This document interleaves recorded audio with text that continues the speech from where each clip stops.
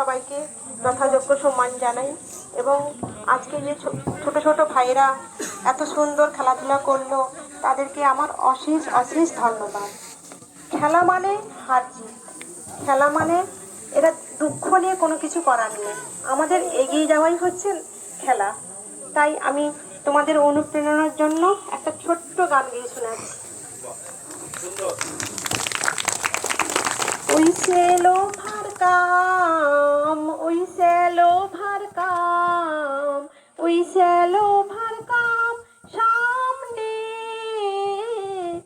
আহা বুকের ভিতর আছে প্রত্যয়, আমরা করব জয়।